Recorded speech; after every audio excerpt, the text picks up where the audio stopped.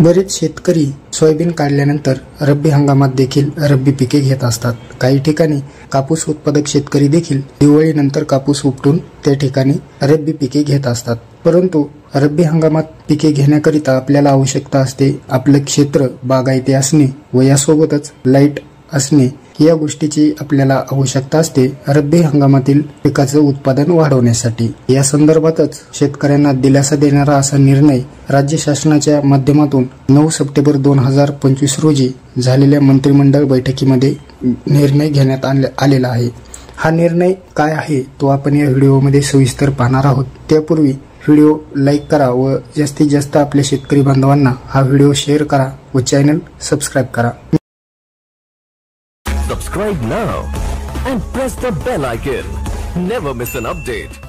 मित्रांनो, मंत्रिमंडळ बैठकीमध्ये उपसा जलसिंचन योजनांना पुढील 2 वर्षासाठी वीज बिलात सवलत देण्याचा निर्णय घेण्यात आलेला आहे। ज्यामध्ये शेतकऱ्यांसाठीच्या अतिउच्च दाब, उच्च दाब आणि लघु दाब उपसा जलसिंचन योजनासाठीच्या वीज दर सवलत योजनेस आणखी 2 वर्षासाठी म्हणजेच 31 मार्च 2027 पर्यंत मुदतवाढ देण्यास 9 सप्टेंबर 2025 रोजी झालेल्या मंत्रिमंडळ बैठकीत मान्यता देण्यात आली आहे। बैठकीच्या अध्यक्षस्थानी मुख्यमंत्री देवेंद्र फडणवीस हे होते।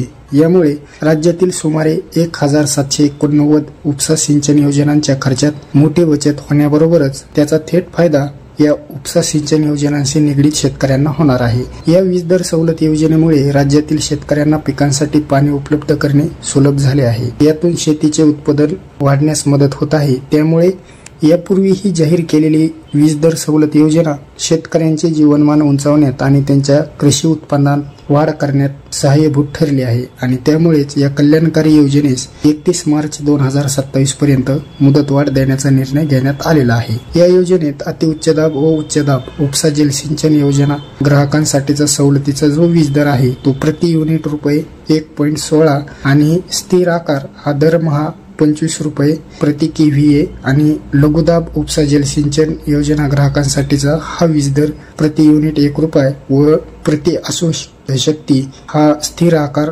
दरमहा 15 रुपये इतका असणार आहे। ही सवलत 31 मार्च 2027 पर्यंत कायम ठेवण्यासाठी मान्यता देण्यात आली आहे आणि या सवलतीमुळे महावितरणाला महसुली तुटीच्या भरपाईकरिता राज्य शासनाकडून 2025-26 या आर्थिक वर्षात 886 कोटी 15 लाख रुपये आणि 2026-27 या आर्थिक वर्षासाठी 872 कोटी 23 लाख रुपये देण्यासाठी देखील मान्यता देण्यात आलेली आहे। मित्रांनो, दिलेली माहिती कशी वाटली हे कमेंट करून नक्की सांगा व व्हिडिओ आपल्या जास्तीत जास्त मित्रांना शेअर करा। धन्यवाद।